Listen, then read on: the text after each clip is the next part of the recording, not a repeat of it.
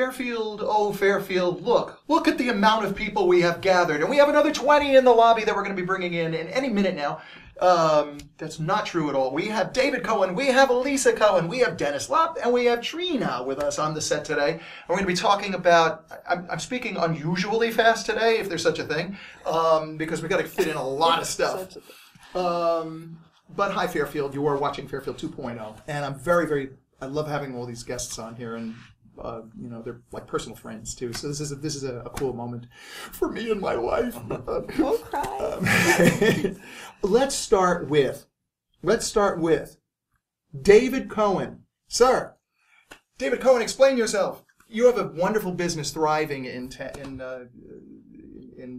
jewelry world. I mean, I don't know how to present this. You're a craftsman with what you do. You make jewelry. You make rings, especially. Will you? And mostly they're like championship or memorabilia-oriented rings. I'm probably not doing it the justice that it needs. No, you're not. I'm not at all. So will you do me a favor? Will you go into this and correct my lack of? It is definitely a niche within the jewelry industry, very kind of obscure. You can't just walk down the street to your local retail jeweler who sells engagement wedding rings. This is for commemorative, mostly recognition, championship teams. So, for instance, my customers are selling to companies that want to reward their people for safe miles driven. For instance, for a trucking company, they'll drive 1 million safe miles and get an award ring. And you know, the whole idea of recognition and incentive, it really develops, you know, loyalty, and the other people who maybe didn't get recognized, it kind of drives that motivation to help them perform. Now, speaking of loyalty, a lot of your clients probably have been with you for a long time, right? Yes, that's the other thing about this kind of jewelry, is that you can't just go down the street and there's a lot of setup that's very intense and expensive and intensely precise, and it's called a metal mold, and I just happen to have one today. It's, no way! These little items here, it's kind of the basis of the entire class ring industry. It was developed in the 1940s and 50s when the gold market was $35 an ounce, and it's remained until today. So, wow. By the way, how much is it an ounce these days? Oh, about $1,680. Oh. It's been up to $1,900, but the cool thing about this is that I found out how to be very competitive. We should have bought someone that was like $200 or $300 an ounce. Mass quantities. So the way it starts out is a customer will call me. They found me on the website. They type in company rings, and we go through a setup process. Start out with some artwork. This is actually final artwork. It goes through lots of different stages. Oh, wow. You know, championship teams. Lots of different types of companies would use my services. And lots pretty of much different any styles. company. And lots of different styles. And that's a pendant down there, yeah, right? You can make pendants. See, a regular jeweler would be limited to actually hand carving. Well, that just doesn't work when you have the kind of detail that we have. And a mass quantity. Yes, that's really true. Right. And so metal mold technology really kind of answers that question. Look at those designs. There's so many different kinds of. Yeah, there's wow. You know, here's a band out east, Right. a professional band. Nice. And you get a lot of sporting commemorative rings, so you get a lot of sporting like game oriented. Not a lot. I don't keyword on that, meaning in fact, the way I actually, my business became successful is to get my name out. I had my website ranked by a search engine optimization, and there's not a lot of competitors in this industry, so it really worked well for me. And so, like, you type in company rings or championship rings, and I'll come up number one. Nice. Because of the efforts of my search engine person, who also lives in this community. He's really good, and I recommend him for anybody. His name is Rick Archer. Rick Archer! Wonderful guy. So, can I ask you just briefly, sure. Is there a brief version of this? There may not be. Is there a brief version of how to go from, I have to create a ring, to, here's your ring? Like, what is the process? Oh, okay. Well, like I just said, there's artwork. This artwork will feed into the next step, which is the tooling phase, the setup. It's a separate, I have to charge separately for that because once it's done, you never look at it again, but there's so much effort that goes into making one of these things, it takes, many days. So there's a separate fee. And once it's done, you never look at it again. You only have your ring costs from then on. So you can make 1 or 100 rings out of this. Right. You never look at this fee again because it lasts forever. So you actually inject this mold with wax, and then it follows the normal traditional jewelry manufacturing. You use the lost wax casting process and set stones, whatever the design calls for. It gets polished and finished and boxed, but this kind of makes it the unique part. Like I said, this was developed in the 40s and 50s. The way I've been able to become more competitive is the engravers only cared about, the engraving people, only cared about what the ring looks like on the outside. So all of these rings, class rings to corporate rings, they all have a space within it because they're usually large rings. And I'll show you some of these. I'll probably have to show you these offline or several rings. There you go. These are all like samples that I've had from different customers, ranging from trucking companies to World Wrestling Entertainment. I make their Hall of Fame rings. They found me. They found you. Can you just slightly tilt it, and then we'll get a nice shot. Oh, okay. Thank you. There we go. The ring model. But like I said, this was developed in the 40s and 50s when gold was so cheap, relatively. And so there's a lot of things that I can do to, there's a lot of things that make the ring much heavier than what it needs to weigh. Right. Due to the difference in the gold market. That's basically what drives this. So I'm able to become much more competitive by lowering the wall thicknesses that are inside that are way too heavy and really aren't the concern of the engraver at all. So I went to get this fixed. I have a gold chain. Hey, use the gold chain. And I went to the jeweler because a link was messed up. So because of the way that it's wrapped around and all that, I thought I'd never be able to fix this. And she was like, "Oh yeah, we could fix that, no big deal." And I'm like, "How is this possible?" And she said, "Oh, because it's hollow inside, so it's not a big deal." It's like hollow inside. I've been wearing it all these years. It's like hollow inside.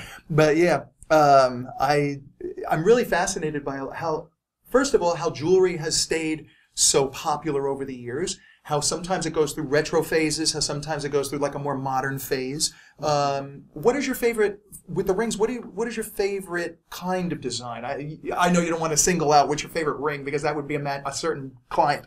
But what is your favorite kind of? Well, I always enjoyed helping the client design the ring. And we just had someone from the clergy call and want like just a super humongous ring. It's, really, and the guy he's very heavy. Yeah. I mean, he's a big guy.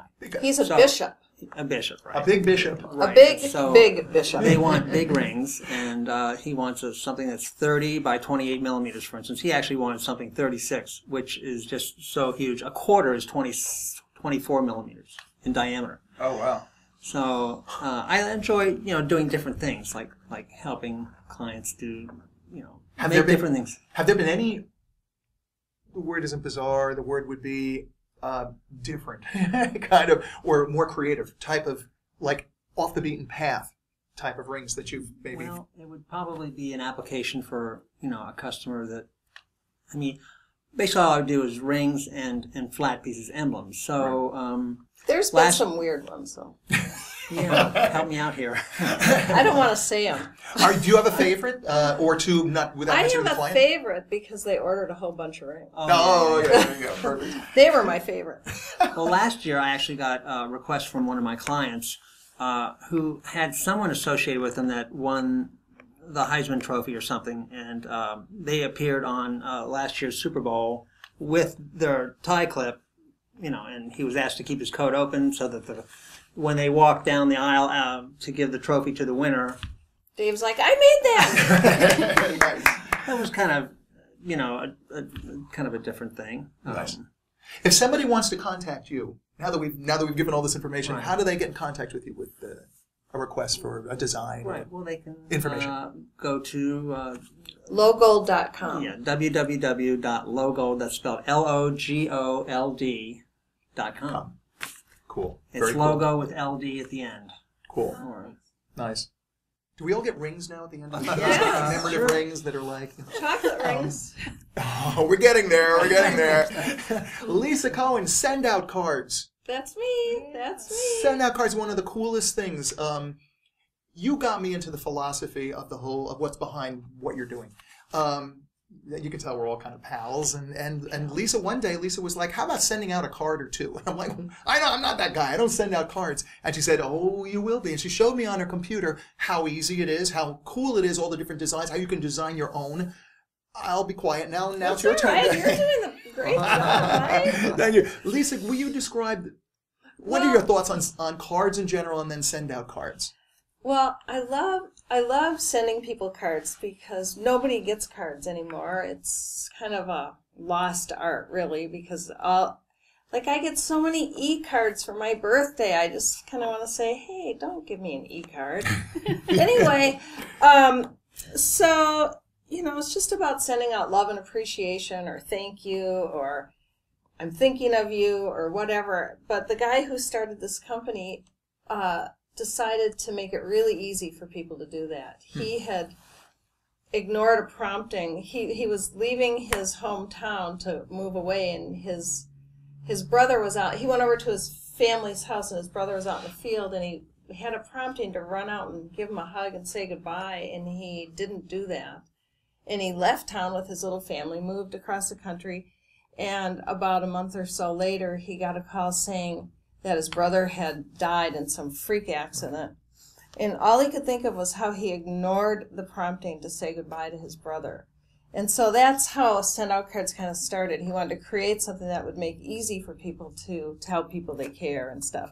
And I just love that. So anyway, it's like about as easy as sending an e-card, but it comes through the mail. You just go on, you design the card, you put in the address, and click send, and Send Out Cards prints stuff, stamps, and sends it. Nice. And you don't even really see it unless you send one to yourself. And you can put your own pictures on them. Wait, I'll show you. I just happen to have some. You do? Look at this. I started using it because I did it for our business and send thank yous to our customers and stuff. But here's our little holiday card, all about our family. That was a great holiday card. Oh. Thank you. And then here's like when Rock Paper Scissors did their last concert. Who? Rock Paper Scissors. Oh, we're gonna have to talk about that in a second. Oh yeah. Anyway, I just sent the girls. This was their album cover, and then I just put the picture of them in there, and I said, "Congratulations." There's millions of things you can do. So. Will you take us through the process? And, yes. I'd be and then happy maybe we to. can show some B-roll as far as how this works. Yeah. It's really quick and really easy. I'd be happy to. You go to www.sendoutcards.com, and then you sign into your account. Then you just click on Send a Free Card, and you go through, you look at the card catalog, and you pick out a card you want to send, and then you decide, do I want a picture, or do I just want to send a plain card, or whatever.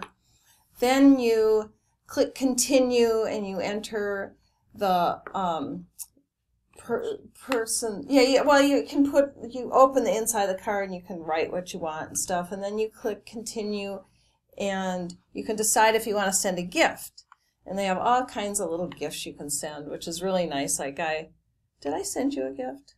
Not a gift, but... Oh, whoops. We were talking about... I will send you a gift. Wait a minute. Where's my gift? This little stuff you can send. I noticed. I saw that option when I went. Yeah, it's really nice. Like send some... I'll send Mike some brownies or cookies. Ooh, if he's definitely. nice to me. Anyway, and then you just put the person's address on it, and then you just click Send. And once you put the address in, you never have to enter it again. It just stays in your account. So next time I want to send Mike some...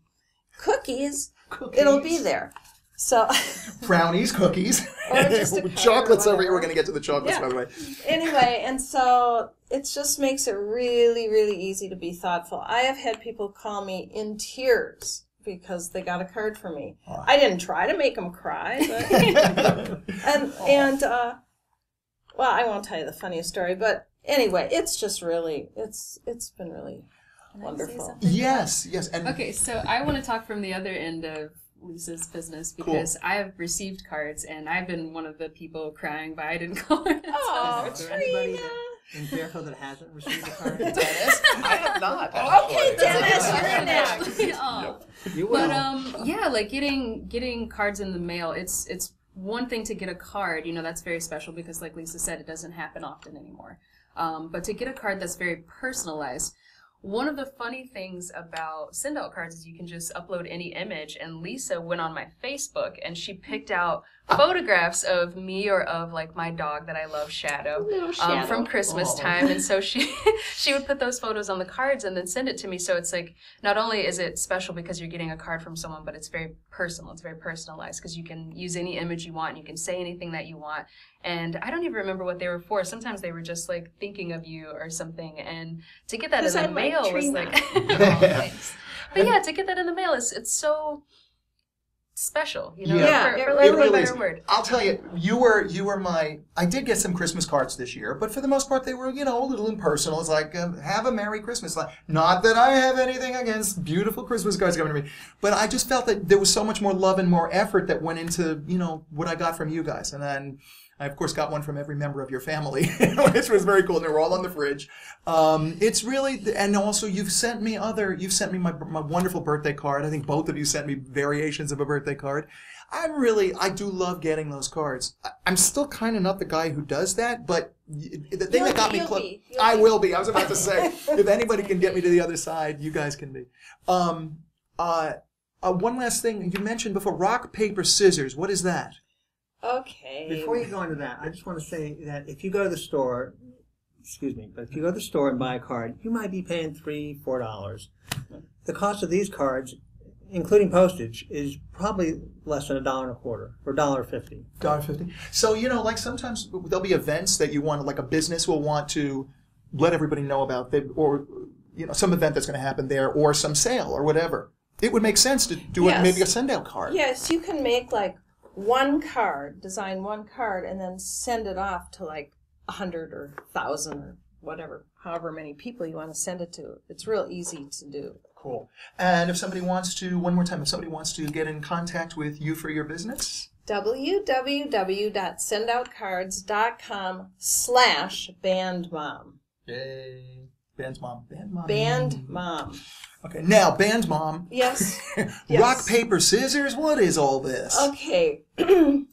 As almost everyone knows, our daughter has been in a band for quite a number of years. I think it's been like 6 years or something, but they're not really together. But at any rate, they just have a beautiful sound. It's Gemma, our daughter, and Gemma Cohen, our daughter, Miranda Mallard, and Darla Murphy.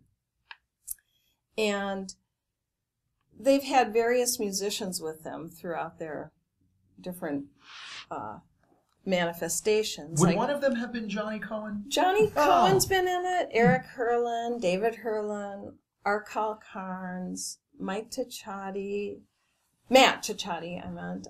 And yeah, there's been a lot of different, Dave's played with them. There's been a lot of different configurations. Cool. But anyway, so I put them, a long time ago, I put them on the internet so I could show my dad, his grandkids, since he never, oh, never mind. We know where you're going with it. He doesn't get here. Anyway, so, somebody found them on the internet. Now they have over 1.5 million views, almost. And someone found them on the internet, and to make a very long story short, now Warner Brothers wants them. And I hear those brothers are really, they're pretty cool. Yeah, those brothers aren't bad. Anyway, so they've been meeting with Warner Brothers, and I don't know what's going to happen, so nice. Stay tuned to Mike's show. Stay tuned. Maybe he'll get them on there. Fairfield 2.0. By the way, let's do a little introduction here one more time. We have to get to the other side of the couch, if we had a couch. We have David Cohen over here, we have Lisa Cohen, we have Dennis Lopp, and we have Trina. Do we want tasty chocolate descriptions? Let's save you for last, like dessert. Yeah. Let's go to Dennis. Dennis Lopp, what in the world is going on at you have two things. You have RAGBRAI, which you will be able to describe, not me. and also, not I, rather. And you also have caribou, a certain animal that's come to town that everybody is checking out lately. Let's start with that. Okay. So, I'm a barista at Caribou, and it's going well. We opened about a month and a half ago in January, and we're very pleased with it. I think the community has really embraced it. It's a unique sort of environment out there, you know. I don't. When we first announced that we were bringing Caribou to Fairfield and we were going to do that, I think people had a certain envisionment of what it was going to look like since it was tied to our gas station as well. And I think people had some nervousness, myself included, about that. And I think when you step in the door, you don't really feel like it's attached to a gas station really in any way at all. It feels very urban, I think, metropolitan sort of. But yet at the same time, it's very cozy, very warm. And I think that the employees out there try to do their best to make that happen. Well, one of the things is I walk in there and it's like, cheers. It's like, hey, Mike. Yeah. It's like amazing. And then part of that is the strong Caribou culture that encourages us to do that and really wants us to embrace our customers, get to know our customers, get to know their drinks, their likes, their dislikes, and really try to get to know them as people so that they keep coming back and that we have a continuous interaction with them. Cool. Now, I have to ask you the elephant in the room, obviously, is why Caribou and not a certain other place? Mainly, the certain other place has the ability to, they have first choice as to whether or not they're going to come with Hy-Vee to come into a location, and they make that decision based upon their own business needs.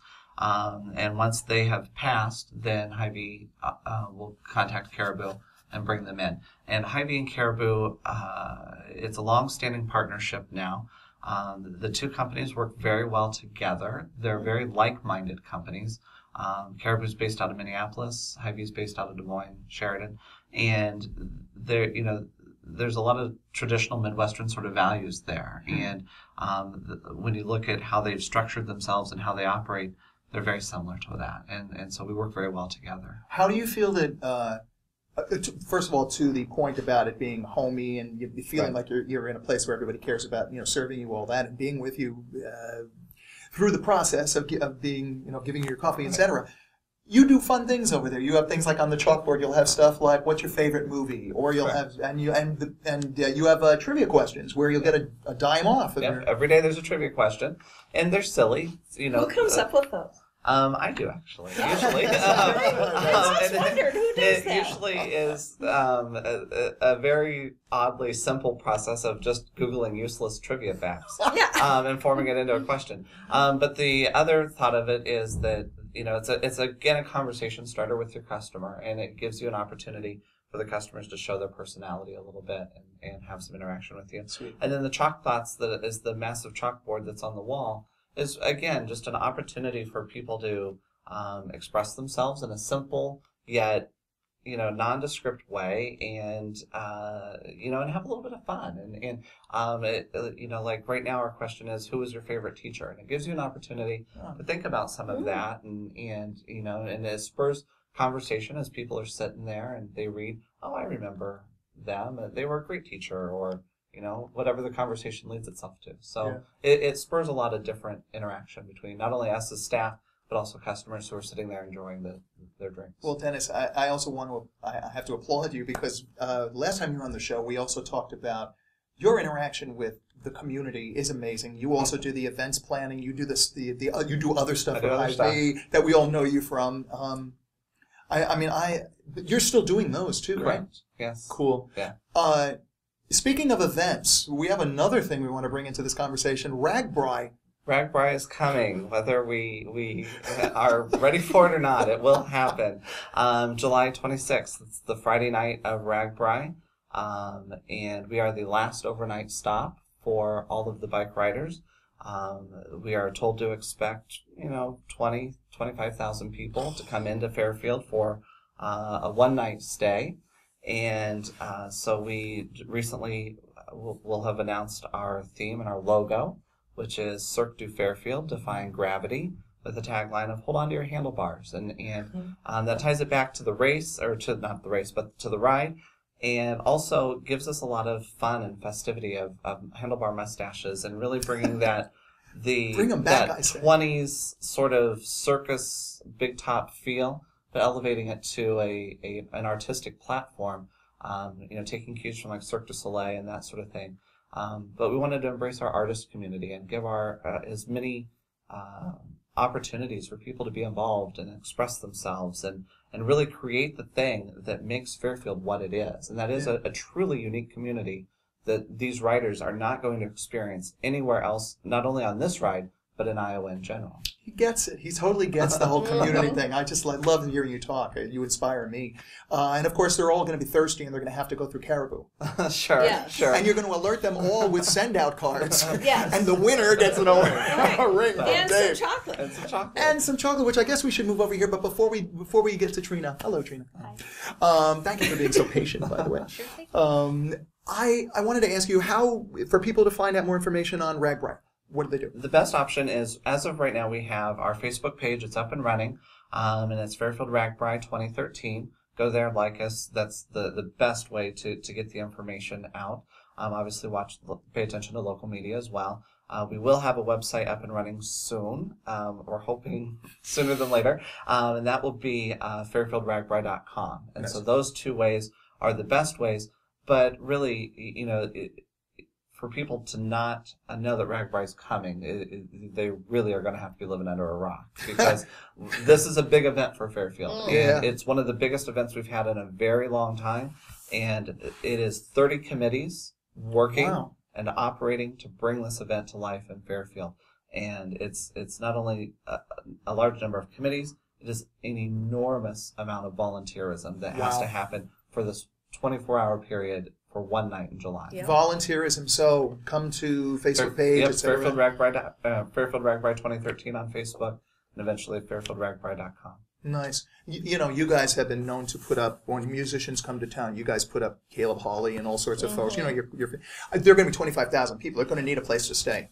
Our place is already booked. Oh. We're having the Ronald McDonald people from Iowa City and some other Oh, people. see, you're already there. And That's that really is pretty amazing. cool. That's the one thing of sitting is watching how much of it is already happening, and being able to really get our arms around it and really see it come to life. And and even with the theme and the logo as that starts to take off and take shape, we're really excited about it. Dennis, tell them how many people will be coming into Fairfield that night, they estimate. It'll be 10,000 official RAGBRAI riders that the Des Moines Register picks and designates as official riders.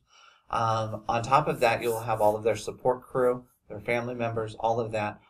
They've given us a range of somewhere between 20 and 30,000 people, and they expect the 30,000 number, since we are the last overnight stop and it's a Friday night.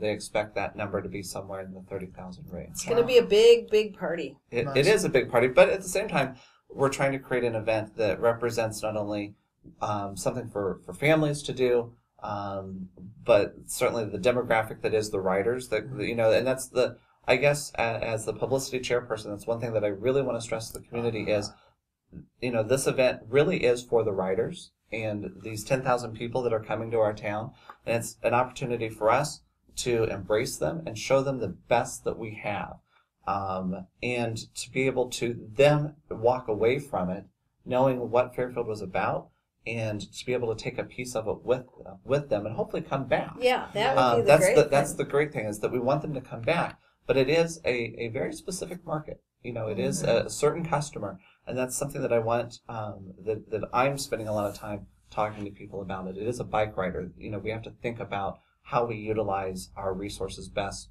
to encapsulate them and get them excited to be here in Fairfield. Nice, beautiful. And luckily it's not motorcycles, because then where would we put all these motorcycles? But the bikes you can kind of stack up and compress it. Correct. So 10,000 riders, relatives, friends.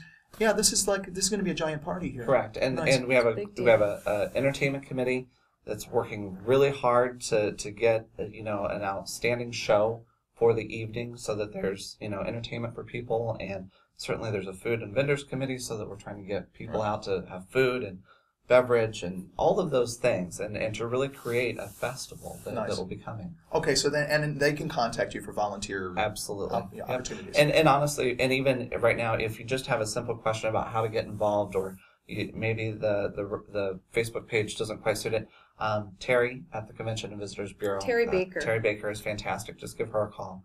Or email her, and she will be glad to direct you in the right path. Terry Baker. I have her email. It is. We'll put it on the screen. Okay. Yeah, we'll get it up there. Oh, I don't have it. And we have to end all of the festivities, especially that day, with chocolate, don't we? All right. Trina, you have a lovely assortment of my favorite food group under you there. Will you tell us about the art of chocolate? Because this is really about that, isn't it? Yeah.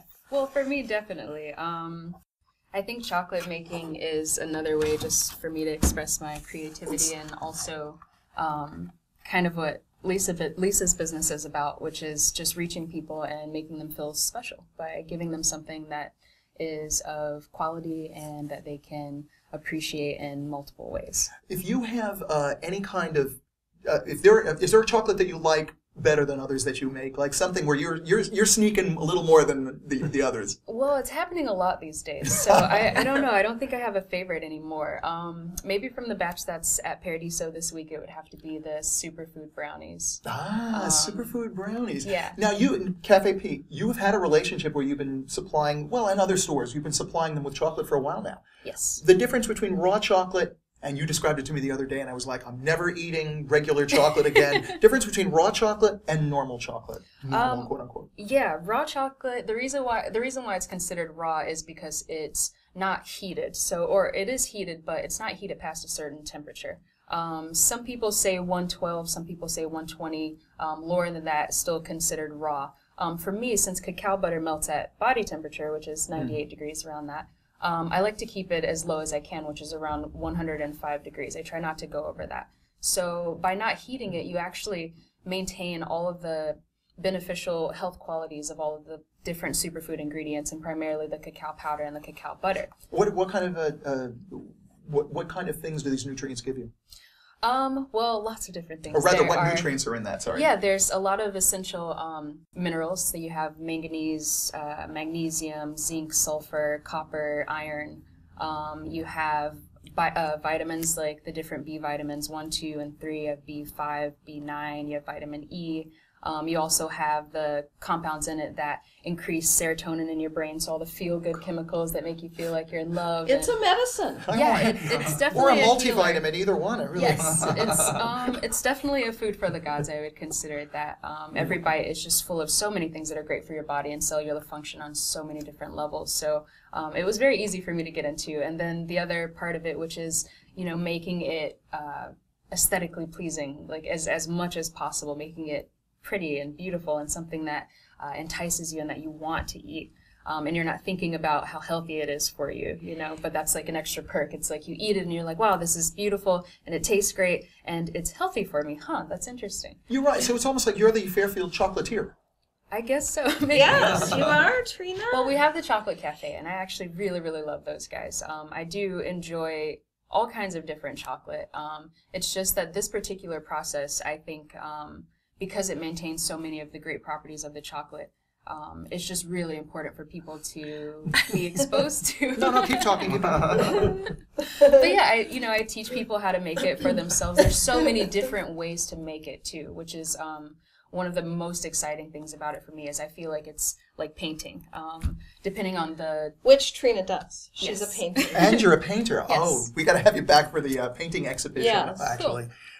Trina, this is amazing. It's, yeah, depending on how like you a mix the designer. ingredients, it changes the texture of it. And some people have dietary restrictions. And one of the things about my company in particular, a lot of people seem to note that I spend a lot of time on small details. And I really love doing that because for me, it's about like the quality of the product. I have people contact me who say, well, I can't have honey and I can't have maple syrup. Is there anything else that you can do? And I've made treats with dates. I've made them without cacao powder, made them with carob for the yogi people in town who can't have cacao powder. Right. And I also make them Sorry for without... I also make them without, cacao powder at all. I make a lot of raw treats in general. Nice. But, Well, Like I said, we have to have you back for the exhibition, the art exhibition. I know I've seen your stuff over at the beauty shop and a couple of other places. Yeah. Cafe P. Yeah, I've seen been there before. You're really wonderful. We have to do that again. We have to have everybody back once again, as I always say. I'm sure I will get to be a regular. Yeah, there we go. I think we have to wrap things up right now because we have a couple of more segments. We have an interview coming up, a Skype interview. Ooh, a Skype interview. And well, you also guys after have that. to try these first. Oh, should we? Yes. Definitely. That's You why meant I on camera came. trying Yes, them. on camera. That's All why right. I came, Mike. Okay, here we go. So it's up to you guys which ones you'd like. These are the ones that are at Paradiso this week. In this sage foil wrapper, we have chocolate macaroons. They're actually superfood chocolate macaroons. So we have goji berries, coconut, cacao powder, raw honey, cinnamon. And then these are almond butter cups. They have a little maca in them, a little kick for you. And then we have the superfood raw brownie bites, which I think are my favorites. So feel free to grab whichever one's most appealing Dave, to you. I'll give you half of mine if you give me half of yours. All right, so we're all eating dessert now here on Fairfield 2.0. I'm glad all of you. There you go. All of you, thank you again for joining us. The Skype interview is coming up next. And also after that, maybe someone you know who's sitting on this panel right now may play a certain song at the very end. So hang in there, and boy, I don't think I've ended a show with everybody eating yet. But I'm happy we did. All right, Fairfield, come on, have a chocolate or two. Get on here. If somebody wants, one last thing though, Trina, if somebody wants to contact you as far as the chocolates, where do they go? Yes, we're on Facebook. We have a Facebook page. It's www.facebook.com/treeofna. And they can also contact my personal page. People in town usually just send me orders directly, or if you see me around town, feel free to just pull me aside and. Where's my chocolate? Right, that's happened before. All right, and Cafe P and these Cafe different P. places. Right, Okay. totally. All right. All right, Fairfield, you got to try these. These are really good. They are delicious. Hang in there, and thanks, everybody. Again, we have David Cohen, we have Lisa Cohen, Dennis Lopp, and Trina. And Mike Ragogna. All right, see ya. Hey, welcome to Fairfield 2.0. Todd Tucker, how are you? I'm good. How are you? I'm pretty good. Hey, let's fill the audience in on who you are. The new standard question is, tell us a little something about yourself.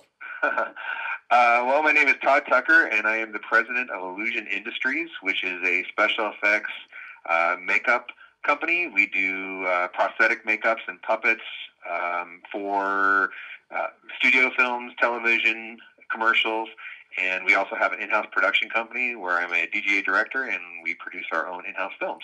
Nice. What are some of the films that you've worked on? We worked on The Smurfs 2. We just did G.I. Joe Retaliation.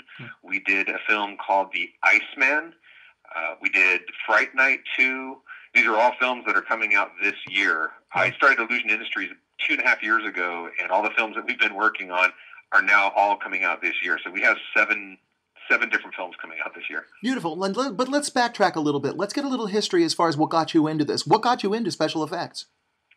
When I was a kid, I was obsessed with film. I loved fantasy and horror and Star Wars and all those kinds of films. So it really affected me and drove me to want to do this when I was an adult. So as I was in high school, I started learning how to sculpt and paint and create masks and puppets and makeups.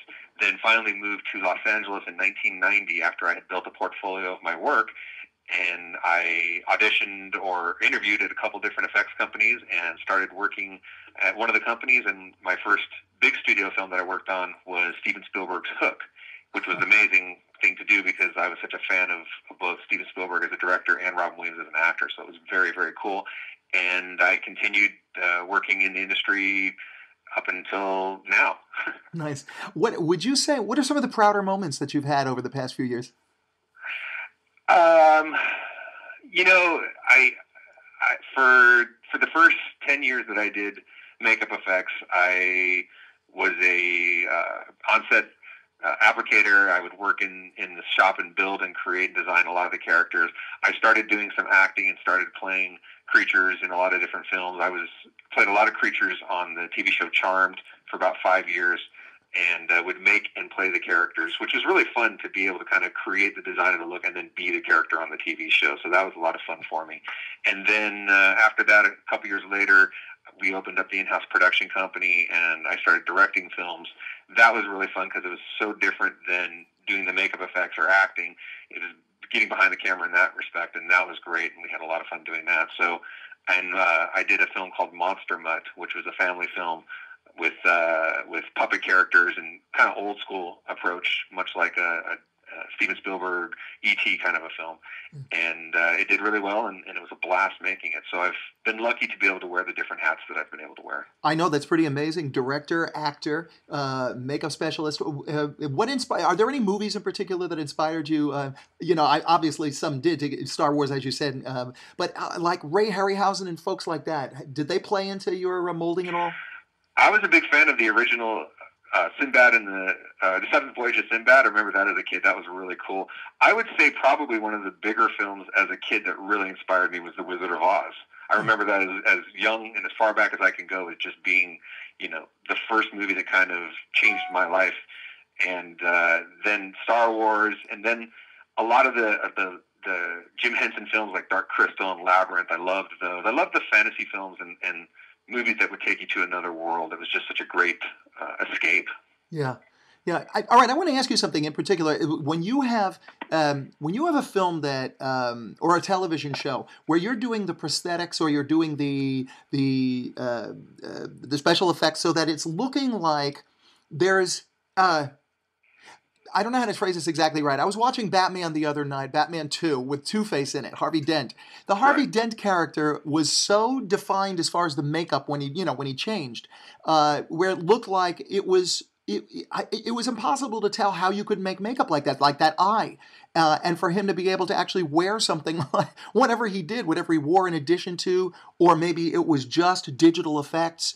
But how do are you, I guess really the question is, to this day, are you amazed at some of the stuff that can be made with special effects?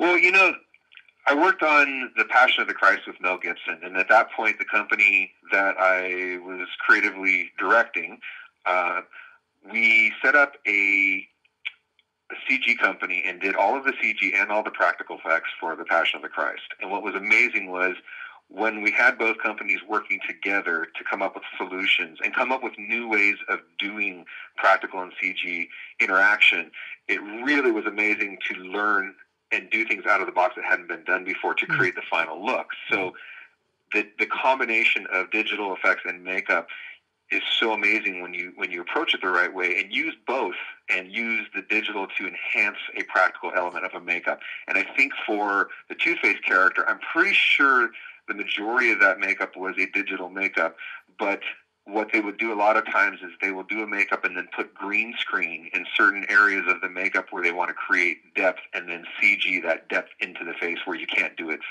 practically. So that's a great combination of using makeup effects and CG, and it really works well. Beautiful. Thank you for sharing that, because that is one of my favorite. That was one of my favorite special effects that I've seen in movies. The thing is, you having come up in the industry with having done more hands-on physical stuff, and then with the CG effects being, of course, I guess one of the main things that people are relying on these days. You're seeing the marriage between the two as being a necessary thing, aren't you? Well, it definitely has its place. CG came in a few years ago and started taking over and doing a lot of what used to be practical effects. A lot of big monsters, creature suits, and things like that we used to build. It's now a lot easier for productions to just do it in post. And because of the success of video games, the audiences now don't have a problem if the creature doesn't look completely ultra-realistic. But I will say this, the pendulum is kind of switching back, and now producers and directors are wanting to use more practical and not rely so much on just using the post CG to fix the film. And a lot of films that have come out that have been CG heavy that didn't necessarily do well, so having a complete CG film doesn't guarantee a success. So luckily, a lot of directors now want to combine the CG and the practical as much as they can. And again, that is really the best way to use the current technology with the makeup technology to get the best finished result. And the cameras that they're using now are so strong and so high def that the cameras see everything. So these makeups that we're doing now have to be hyper realistic, and the edges and the look of them have got to be so realistic that these cameras don't pick up any flaws. So it's a very challenging time with these makeups, but here at Illusion, we've been able to utilize our silicone makeups and eliminate this problem for us. Nice. We are talking, by the way, everybody who's just tuning in now, we're talking with Illusion Industries CEO Todd Tucker, a special effects maven, and his company is behind the special effects of a lot of movies that will be coming out this year. We just went over a few of them earlier. Todd, let me ask you, with Blu-ray is so revealing. For instance, I was watching something called The Eagle last night. Now, there are some movies which I guess aren't necessarily, you don't really need. I don't want to say it like that. Let me rephrase this. Where some movies seem like you would want to have the Blu-ray because it would just be so that much more awesome to see that much more carnage or explosions or the depth of them with the special effects. But on the other hand, like you said a little bit earlier, it can be revealing. Where you can maybe see the flaws in the makeup, the flaws in some of the stuff that was happening. Is there? Of course, I'm not going to ask you a question like, what do you think was the worst CG, use of a, translation from the camera to Blu-ray? But do you have a favorite that might, or a couple of favorites that might have been amazing transfers that where Blu-ray absolutely showing the detail, showing the special effects, showing whatever, really taught people, exposed people to what this can do? Well, I would say a good example.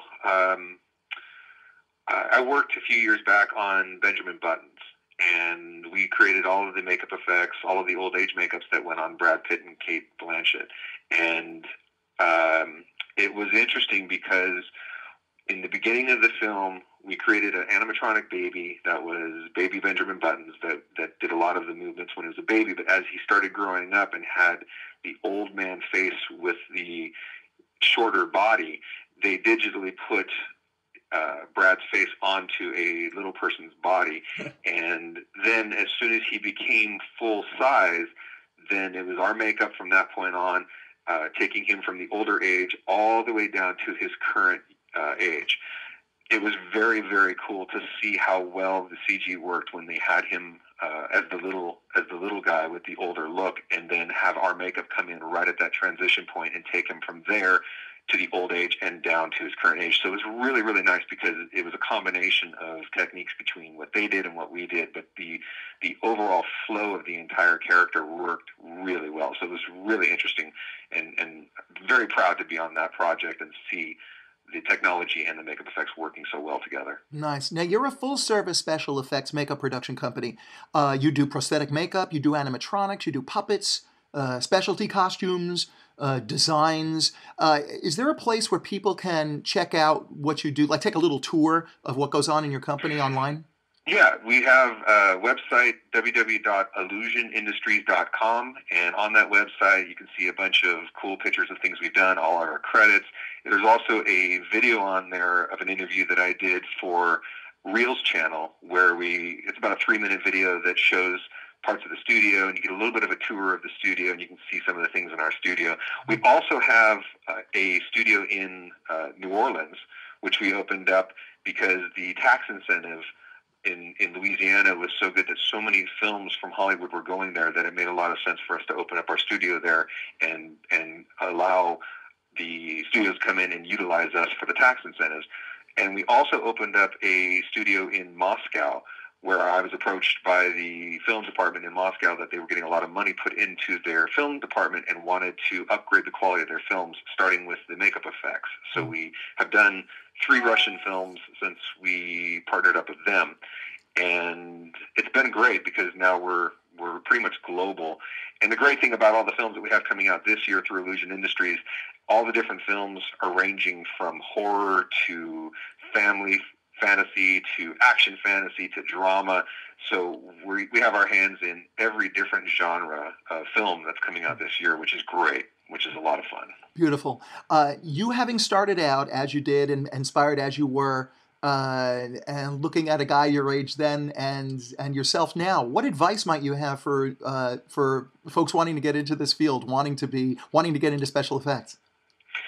Well, over the last few years, it's definitely gotten a bit smaller as far as the amount of shops and because of CG. So it's not I don't know that it's necessarily a growing business right now, but I would say to anyone that really wants to do this that there are a lot of online videos and books and things that you can buy to start understanding how to learn the techniques of doing makeup effects. And my suggestion is grab as much information as you can, set yourself up in your garage, get materials, and just start making this stuff.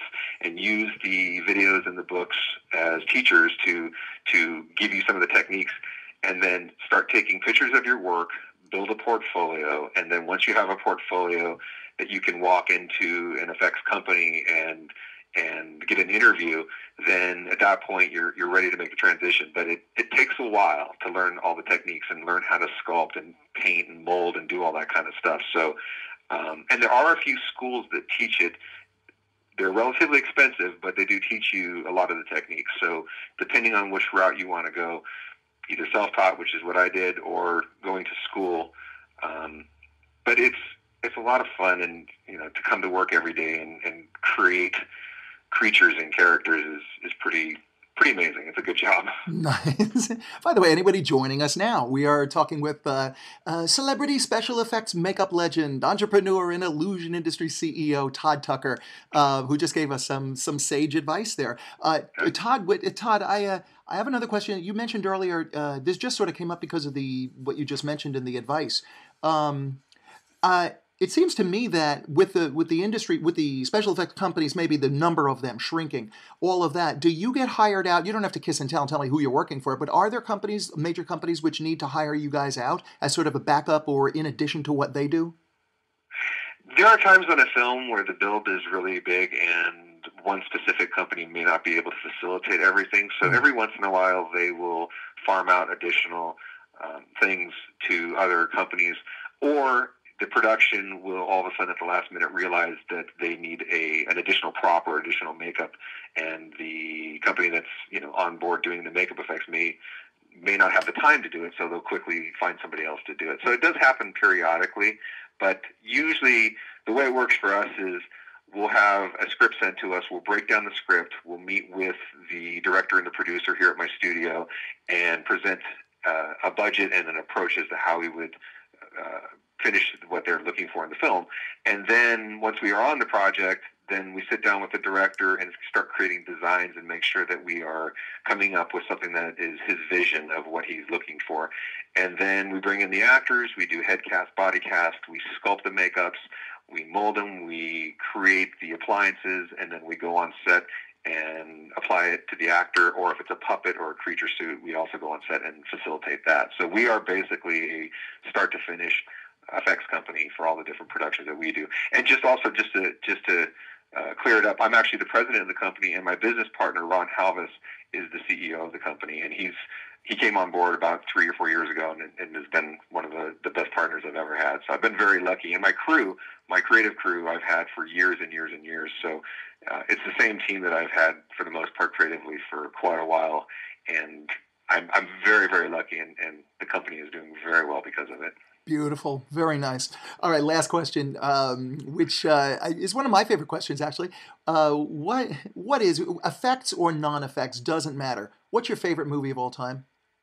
Oh, wow. My favorite movie of all time. I would say I was the most affected probably by Star Wars as a kid. I saw it in the theater literally 72 times. I just couldn't, and I was an only child, so I would go to the theater all the time. I would say Star Wars, and my room was filled with Star Wars stuff. I was a total geek on Star Wars. As far as horror movies go, I would say probably one of my all-time horror movie favorites is Halloween. That scared me so bad as a kid, and I didn't get scared very easily, and that movie gave me nightmares for about 3 or 4 months. So kudos to John Carpenter in that film. So, but all of these films are really the reason why I'm actually doing what I do today, because they're such great classic films that that I now try to show my kids, and as they're getting older and they're old enough to see this stuff, I'm trying to educate them on the classics. All right, so obviously now we have to get the word out to George Lucas and Disney to get you on board for the... I am so ready to work on the new Star Wars, I can't even tell you, and I will make sure it is amazing. So George Lucas, if you are listening, please give me a call. All right, this has been fun. We've been talking with Todd Tucker, president, not CEO, but still a wonderful talent for Illusion Industries. If let's do this again sometime in the future. I really appreciate it, both for Huffington Post and also for our show here, Fairfield 2.0. Awesome. Thank you so much. I appreciate it. You're very welcome. All the best, sir. Thank you. All right. Bye-bye. Bye-bye.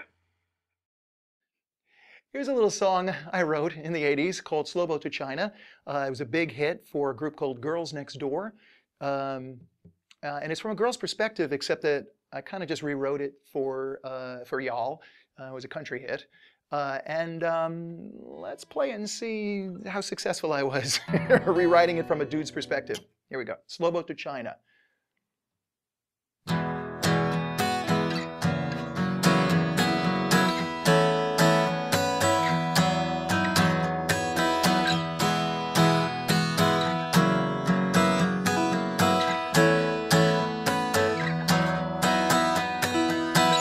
When you left me, I was sad and I was lonely. Couldn't take the night without your arms to hold me. On my own, I found a way to be somebody who could live for more than the love and the touch of your hand. You told me take a slow boat to China. Well, I didn't, baby, nothing could be finer. I'd take a slow boat to anywhere away from you. You told me take a slow boat to China. Well, I didn't, baby, nothing could be finer. I'd take a slow boat to anywhere away from you.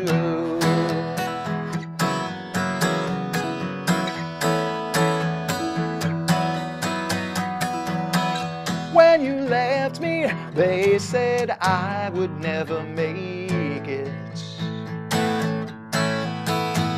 Now I'm better, but everybody thinks I'm faking.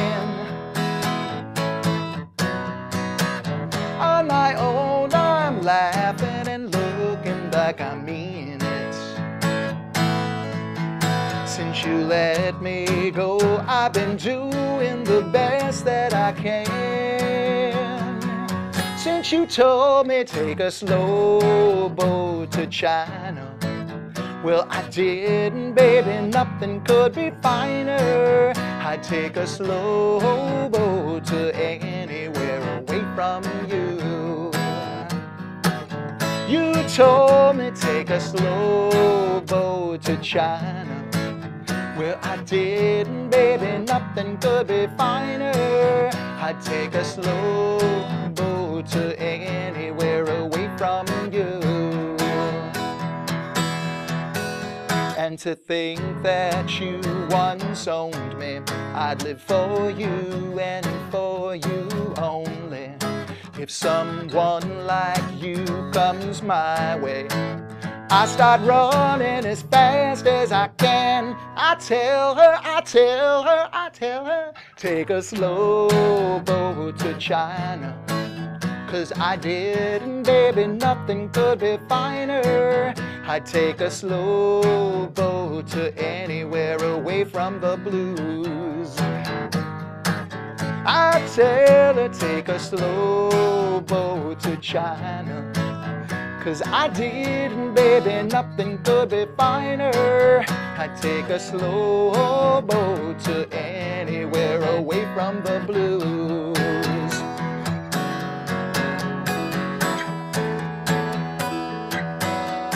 Away from the blues.